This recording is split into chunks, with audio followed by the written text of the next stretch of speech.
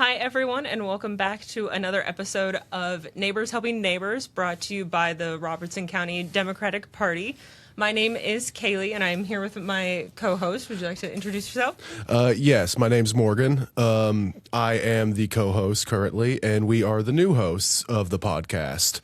And we will be today coming and talking with you about, first off, some important dates coming up, especially for the TN local legislature. And as you know, local is always where you need to start out.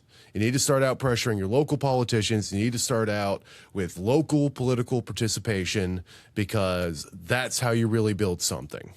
So, with that said, go ahead and take it away. Yep, so we have a lot of dates for you, so we will try and put as much information in the description of this podcast as we can so you don't have to remember everything. But this week especially, there are many hearings in both the House and Senate at a state level for a lot of immigration-related bills, and we are going to get into the details of those. You have a lot of notes and things. We're going to get into what a lot of these bills are and what they mean for us as a state. But Tuesday, March 3rd, Wednesday, March 4th, and Thursday, March 5th, there are various meetings, subcommittee meetings, where they're going to be talking about these bills. So if you can at all and feel comfortable doing it, please go out and make your voice heard. Sit in on these committee meetings. Let our representatives know how you feel about these bills, especially if after listening to this podcast you hear anything you don't like or you want to make your voice heard and oppose it. Please go if you can. It really helps make a difference. Some other important dates that are not related to legislature. We have on March 8th, which is next Sunday, we'll be doing a march protest, whatever you want to call it, for International Women's Day over, I believe it'll be at the Springfield courthouse, just kind of out around that square. Mm-hmm. If you can make it from 2 to 3, we'd love to see you there. And then another protest we'll have on Saturday, March 28th, will be a No Keens protest, again, at the Springfield courthouse around the square. We'd love to see you there, March 28th from 2 to 4 for No Keens. And then the final date that I have is if you're interested in running against either Matt Van Epps for District 7 for the Tennessee House of Representatives or against Sabi Kumar for District 66 in the Tennessee State House, the deadline to submit petitions for that is Tuesday, March 10th. So less than a couple weeks to get those petitions signed. Again, as we mentioned, local is always the most important and the thing that you're going to have the biggest impact on. Even if you feel like you don't have an impact nationally, local is really can make a difference. So if you would like to represent Robertson County, the state of Tennessee, in any of these positions, please go pick up your petitions and like I said, get them submitted with, it is a minimum of 25 signatures by Tuesday, March 10th. So again, I know that was a lot of information. We will try and put as much in the podcast description as we can so you can go back and reference that. But with all those dates out of the way, we can get into the meat of what we wanted to talk about this episode, and that is this massive immigration package that the state is trying to push through. We have 6 bills a part of this that really are not good, frankly, for this state. So I know you wanted to talk about, what was it specifically, House Bill 1639 and Senate Bill the equivalent 1880. Yes. And I will hand it over to you to get into really what all of these bills entail. Yes, and these bills, they are named very innocuously. Gotcha, like House bill, and then you got numbers beside it. These bills, when you actually download them from the Tennessee government website and you read them, they are extreme, buddy. I am talking extreme. First of all, both the Senate version and the House version say the same thing. So whichever one you look at, it's going to be the same text. I went through these, and basically what it does is it creates a little mini Department of Homeland Security inside of Tennessee that is, funnily enough, even more extreme than the National Department of Homeland Security. Within this little mini Office of Homeland Security, or OHS, you will have Tennessee's own ICE agents, Immigrations and Customs Enforcement agents that answer to the state. Really just Bill Lee, to be honest with you. That's the guy that they really answer to on an administrative level. So, and it is bad. One of the implications of this is that within the bill, these agents that will be overseen by this new Office of Homeland Security will be peace officers as well as just immigration agents. So if you're sitting here thinking, oh, well, you know, I'm not an illegal immigrant, I'm not a, you know, alien or personal resident or whatever they call people undocumented who are people for any reason. Yeah, on the internet. They can come after you too. You got an out tail light? Yeah, they can pull you over. They can arrest you. They walk into your store and they say they smell pot on your breath or something like that. They can get you. They have the powers of regular police officers as well as immigration agents. And furthermore, their jurisdiction is the state. They can go anywhere. They can arrest you anywhere. They can bring you to any jail, and that jail has to accept you. There can be a situation where one of these agents picks you up somewhere in Robertson County, decides for some reason they don't want to take you to the local jail. They want to take you to the one in Nashville or another jail just so that you're as far away from your family and resources as possible, and they can just plop you there. And that's legal. If these bills pass, that would be legal. It would also be legal for them to investigate not only immigration enforcement actions, but as said, any threat to the state or suspected threat to the state. So you don't even have to threaten the state. You don't even have to threaten an official. They just have to think you're going to. And wasn't there a guy in, what was it, Lebanon, I think, that like just posted some Yeah. meme or something about Trump? It wasn't even a threat. It was just kind of making fun of something that President Trump said. And Yes. they arrested him for it under, suspicions that he was making a threat. Yeah, this guy's name was Larry Bushart, and he lived in Lexington, Tennessee.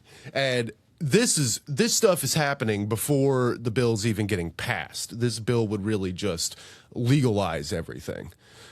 This man, he posted a meme on Facebook, a picture that had President Trump's face on it, and then it said what President Trump had said in response to a school shooting, saying that we have to get over it. And the meme was just kind of calling out Trump for saying that about a school shooting. The school that the school shooting had happened in was called Perry County High School in Illinois. Okay, so get that, in Illinois. And then because there was a Perry High School close to where this man in Lexington, Tennessee lived, they arrested him for threatening the high school, set his bond at $2 million, and then was going to let him rot there on terrorism charges and charges of threatening a school with violent action. Well, after News Channel 5 investigated on this and had an interview where they grilled the local sheriff that had arrested this man, suddenly he's released. Now, from what he said, he's lost his job and his life has kind of gone down in shambles because he had to spend over a month in jail.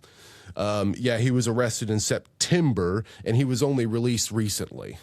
So, which I think is an important point to just bring up in general, that a lot people, I feel like, tend to forget the implications that even just being arrested can have. Even if your charges are dropped or nothing ever comes of it, being in jail for that long, not being able to go to work, not being able to have contact with your community, like there are real implications to having to suffer through something like that, even if you didn't actually commit a crime. And so all of these bills, even if, these people that get arrested are found to be documented or here legally or what have you, their lives at that point are almost unsalvageable or nearly impossible. I mean, how do you reintegrate into a community after something like that? Yeah, exactly. Because, and especially from what I've noticed, is when the legal system picks you up like that and shoves you through the entirety of the legal system and then finds that they can't punish you with anything,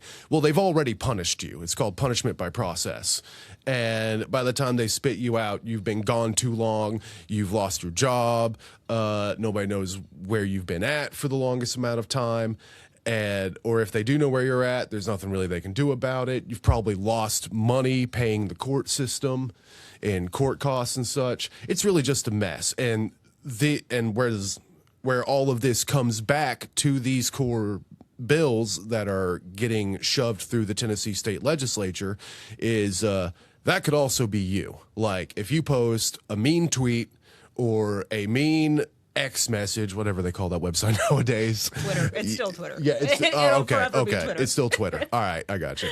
And then if you say something that the government does not like, as long as it can fit into that box of suspected threat towards an official, towards the government itself, towards any kind of public building, whatever. Say you're ranting about the library and you're like, man, I wish those guys would really get it together, or something of that effect. You could have officers come to your door for suspected state terrorism if this bill gets passed. And not only that, you could have agents from the new Office of Homeland Security come to your door. And who knows what happens after that? Because from what I've read, they have very broad discretion. Their powers are basically explained as everything a police officer has and everything a federal agent has. I'm really trying to grind this home, how much power they have. The cherry on top of it all is, I believe it's Senate Bill 1881, I forget the House bill number, is that all of this can be kept confidential. Yes. They're not subject to public records requests. They do not have to release agents' names or personal information. It's basically, to put it bluntly and call a spade, it's a secret police force is what they are trying to establish. Yeah, from what the bill says, that she was just referencing, the only time the agent ever has to let you know who they are is right before they arrest you. They are supposed to produce a little card that's got their name on it, be like, all right, here you go. See, this is who I am. I am an Office of Homeland Security agent. Now put your hands behind your back. Like, that's all you get. And your family doesn't get to find out what happened. They don't get to read the report because that is confidential. They do not get to see the internal processes of how this agency operates. About the only thing they get to see is the money that is appropriated to this agency. And that little card you get right before you're arrested. Like, this is seriously some SA, Gestapo, Sturm Division stuff.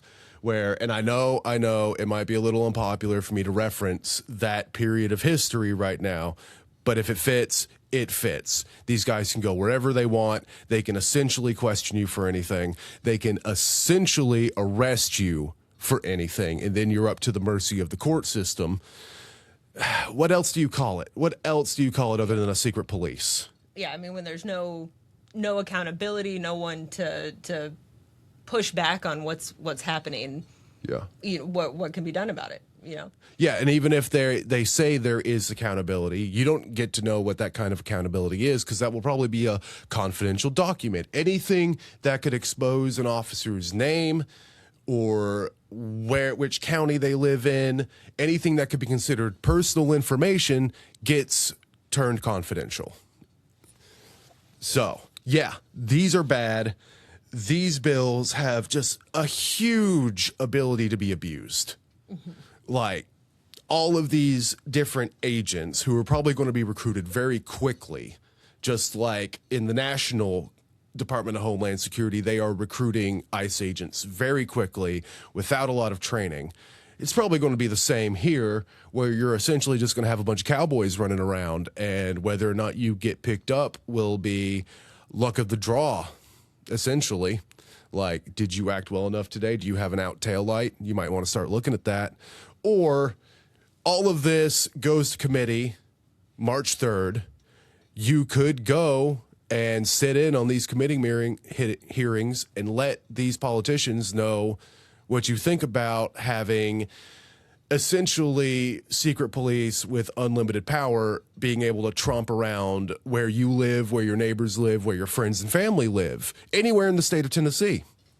So, and I feel the need to point out that this is intentional. I mean, when they announced this package, I believe it was Cameron Sexton said that they want Tennessee to be the blueprint for America for how to implement this and do this and cooperate, in other states with what ICE is doing federally. Yeah. So if it does pass here and succeed here, that is bad news for a lot of other red-leaning states that will probably follow suit. So yeah, because if you can guarantee that if these bills stick, if these bad packages stick, then other southern states are going to start creating their own essentially copies of these legislation. You've seen this happen with them with age verification laws on the internet. You've seen it happen with numerous other points of legislation where it'll start out in states. Even probably most recently, all the gerrymandering and with even on both sides, the right started doing it, so the left did it in retaliation, and this just constant back and forth because we're reacting as best we can to policy that's being passed. So yeah. So this is one of those moments where it will legitimately change the way policing works in Tennessee, and not in a way that is good for citizens. Like, I know we are on Neighbors Helping Neighbors, but Republican, Democrat, Independent, Libertarian, I don't care who you are, this is bad because this takes power away from the people and puts it in the hands of the few. Those few suits that are sitting up there in the state government who are deciding for all of us what we are supposed to want, essentially. Because they sure as hell ain't listening to everybody. Let's be honest with you. Yeah. So I guess as a reminder, March 3rd, which I know is short turnaround, that is this Tuesday, is when the bill that establishes this office that would be in charge of all of this, that is when it goes to a House subcommittee meeting. I believe it's at 10:30 a.m. if I remember correctly, but again, like we mentioned at the beginning, there's about 5 or 6 bills kind of all lumped into this package. So we will try and keep you informed as best we can when they're hitting various committees, when they're going to have hearings. So you can go voice your opposition if you would like. Which we would very like for you to like. Yes, which Let's we be understand. honest. 10:30 a.m. I mean, I have to admit, both of us will be working at that time. So, we understand things come up, you can't go. But if you do have the availability to go, these are really important bills that are being addressed right now. And frankly, the Tennessee legislature is just trying to ram through everything they can right now this session to, I guess, appease the federal government and the current administration. Yeah, most definitely. There have been whisperings that Stephen Miller has been in communication with the sponsors of this bill to essentially use it as a blueprint. So there are murmurings that this is part of a larger national project. There is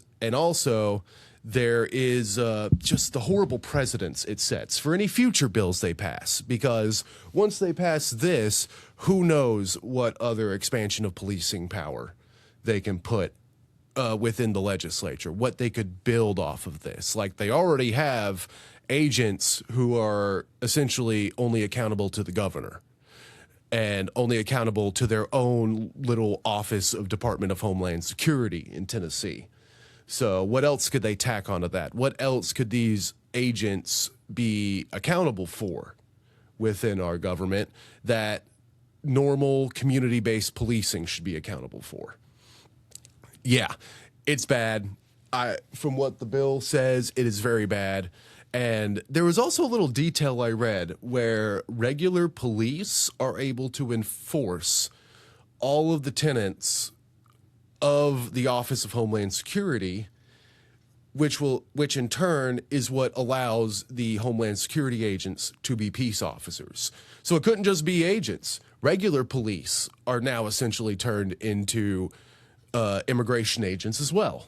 So just adding to the unaccountability for anything, giving as much power to those already in power and leaving the people nothing to do about it. Yeah, so like that local cop that maybe doesn't like you and pulls you over a little too much in the morning for little minor traffic violations. Well, now they can do an immigration check on you or do an immigration raid on your house if they suspect that you're harboring anyone, that you've made any threats online, that you have done anything to personally threaten the Office of Homeland Security. Yeah, this department is very much not just an immigration department. The names of the office and the surrounding language of the bill makes it sound like it's just an immigration-focused thing, and that's how the Republicans have been trying to sell it, is as an immigration package. But it is really a power expansion package, which leads me to the other part of these two very bad bills that say the same thing, is that if requested by the Attorney General of the state, they can secure the state's election infrastructure. And if nobody knows what election infrastructure means, that means anything to do with your local election, all the way down to your ballots, the ballot machines, the workers working there, the property that the election is being held on at that moment. It makes me recall very recently old Steve Bannon talking about wanting ICE agents at the polls. Well, at least in Tennessee, you could have Office of Homeland Security agents at your polls, maybe seeing who you voted for. Why would they need to do that? Who knows? Maybe it's because they don't like who you're voting for. This all very much stinks of this very fake election security push. I mean, come on, from the Heritage Foundation's own website, for the entire year of last year, there was like 80 cases of election fraud out of over 200 million ballots that they were able to analyze. It's insane how little election fraud there is for such a massive election fraud push. And it's also insane for the Office of Homeland Security to have the authority to mess in our elections. Like, this is straight up the state putting its fingers directly into the ballots themselves, all of the election infrastructure. Well, and it feels very much like they're planting the siege now, so if the result is not what they want, then they can fall back and say, see, we told you this whole time that it was fraudulent, and this is why we needed the ICE workers, that, blah, blah, blah, the same message that they like to repeat. Absolutely. And keep in mind, I'm not trying to fearmonger here. This is the language of the bill itself. Like, right here, it's the language itself is in quotations, assist with securing the state's election infrastructure. And the definition of infrastructure is anything needed in the process to make a state election happen. And I don't see any correlation between elections and immigration enforcement. That to me does not seem something that ICE or any sort of immigration official needs to be involved with. Yeah, exactly. Why do we have immigration agents from an Office of Homeland Security suddenly needing the authority just at the drop of the hat from one official in our government to suddenly move in and start poking around at a specific county's election infrastructure? That in and of itself has a very scary precedent. Not just for the current government, too. If you get a really corrupt Democrat that gets in there, they can suddenly use this Office of Homeland Security to start poking around with Republican votes. This sets a bad precedent for all. This is one of those precedents that really destroys the intention of what the Constitution set our elections up as. Run by the states so that the federal government itself cannot interfere with them. Well, this seems very much like this is a blueprint coming down from the national level of what the current administration wants to do with election infrastructure. It seems like to me, with these two package bills, not only are they going to create a secret police, but they are going to create a direct inroad into messing with our elections, subverting the state authority that the Constitution gives, because don't get me wrong, this small Office of Homeland Security within the bill is also supposed to regularly communicate and receive orders from the larger national Department of Homeland Security.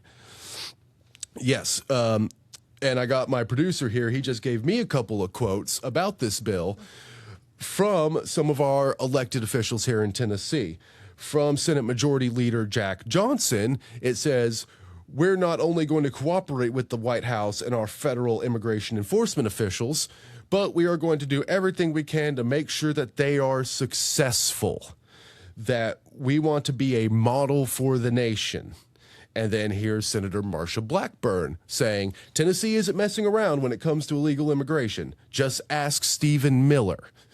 And the best part is, we're just getting started. Ominous. Yeah, I mean, very ominous to me. If that's not very much so a warning sign, I don't know what is. I mean, they're explicitly saying what their goal is at this point. Yeah.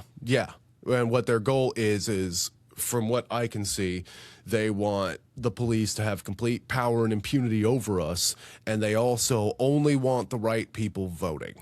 Who are the right people? That's up to the state to decide. They're the ones in power if this bill comes through. And they also want to have federal control over the local police, even if they're not explicitly saying that. Even one of these bills has reference to local police officers must comply with any order from ICE to detain someone they suspect has committed some sort of immigration-related crime. Yes. And the police are not allowed to say no. They must, according to the bill, they must, accept and honor, I believe is the official wording of the bill, any orders from federal agents with any detainees they have that they suspect even might be here illegally or undocumented. And at that point, what's the point of a local police force if they are just have to do whatever the federal government is telling them to do? Yeah, at that point, there's no distinction. They're just another arm of the federal government. This is the exact opposite of any type of small government sensibility. This is the exact opposite of any type of check and balance. This just blows through the separation of federal and state powers and puts a tendril of control directly into the state Tennessee government from the federal government. And furthermore, that leads me to a nice little segue about another bill that is part of this immigration package, since she mentioned that means that all of our local police forces have to work with federal forces. They don't really have a choice in the matter. This package also makes any state government official have to cooperate with these policies. House Bill 2506 states that any local official, so this includes libraries, hospitals, the DMV, prisons, any local place that the government administers that you probably have to go to every now and then, will have to report, not just if you're an illegal immigrant, but if you are not a U.S. citizen. Like, they have become mandatory reporters for whether you are a citizen or not. And that just means that immigrants with questionable legal status just can't go to any government service anymore. They can't go to hospitals. They can't go to the DMV. They especially can't get caught with any local misdemeanor, because that'll just shove them directly into the prisons, which will shove them directly into the immigration system. It makes it to where there's much fewer places they can go. Illegal, questionable, even legal, even if you are a legal resident but you do not have citizenship, any local office will have to forward your information up to the Office of Homeland Security, and they will have to keep that tab on you. It says here within Bill 1881 and its accompanying House bill, every quarter they have to make these reports to the Office of Homeland Security and feed all of this essentially mass surveillance up the chain. So, yeah, this essentially turns Tennessee into a little bit of a 1984 state, where even your local librarian is an eye for the federal government through the state government. Yeah, I mean, agents of the state, to put it. Yeah, essentially. As because precisely as we can. because this package of bills really destroys the distinction between the Tennessee state government and the federal government. Which, I don't know about you all, but to me, that is bad. I enjoy my state's limited independence. I enjoy the words of the Constitution, which is why I don't really enjoy these bills. They are really just a slap in the face to how we Americans should really consider our freedoms. It takes away a lot of our freedoms. It does. And So- if you are as equally concerned as we are after hearing this summary that we just shared, again, I hate to sound like a broken record, but please go make your voice heard. If you can get to these committee hearings, and if you can't, you can always call, email, write a postcard to your representatives, both at a state and national level, saying that you oppose these things. 5calls.org is a great resource just for finding your representatives and their phone numbers and contact information if you're not sure kind of where to start with that and go about finding their phone numbers.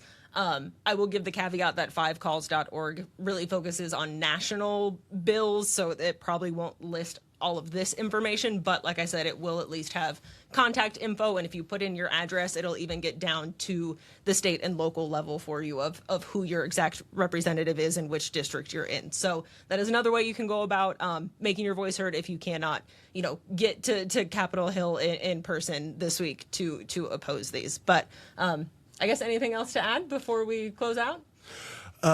Really, just thank you all for being here. Thank you all for listening to us. I know that maybe I sound a little bit hesitant. I'm going to be getting back in the flow of things. We're going to be doing these episodes a lot more regularly, and we're going to be using it very much to let you know what you can do on the local level and the state level to make some good change for this state and to keep a hold of your freedoms and to keep a hold of what you value dear so that the government doesn't take it from you. We've had decades upon decades of the government slowly taking a little piece of this freedom and a little piece of that freedom from you. And it's really important to realize that nothing on the national level changes until things on the local and state level changes. Power is built from the ground up. So let these politicians know what you think about these heavily extreme and restrictive bills that are coming through committee on March 3rd. Let them know loudly every day if you can. This is very much an all hands on deck moment. With that, thank you very much for coming. We're going to be doing this a lot more regularly. And Hopefully weekly is the goal. yeah, and there will be, as needed, additional episodes put in there because things are moving very fast. As you know, this is a muzzle velocity, legislative, and information environment. So we're going to try our best to be here for you, let you know what's going on the local level in Robertson County and how you can help. All right. Thank you all for being here, and we'll catch you again on the next one. Thank you, guys.